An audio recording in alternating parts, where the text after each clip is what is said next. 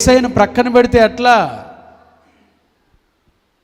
బబులోన్లో నెబుకద్నెజరు అన్నాడు, ఈ ప్రతిమకు మీరు నమస్కారం చేయకపోతే ఏం చేస్తాం చెప్పండి. ఉంది బబులోన్లోనేలే, విగ్రహానికి ఏమైందిలే, ఎవరు చూడకుండా మొక్కిపోతే ఏమైందిలే అనుకున్నారు వాళ్ళు. చెప్పండి, క్రైస్తవ జీవితం రాజీ పడేది కాదు. ఏ బబులోన్ రాజు అయిన నెబుకద్నెజరు కోసమో ఎవరి కోసమో వాళ్ళు అక్కడ మొక్కినట్లయితే ఈరోజు చరిత్రలో ఇంత గొప్ప సాక్ష్యం మనము చూసేవాళ్ళం కాదు.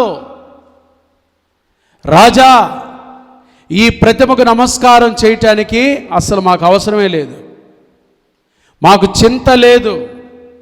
మా దేవుడు మమ్మల్ని రక్షించడానికి సమర్థుడు. ఒకవేళ రక్షింపకపోయినా మీ ప్రతిమకు మేమేం చేయమో రాజీ పడమయ్యా, రాజీ లేదు మా బ్రతుకులో.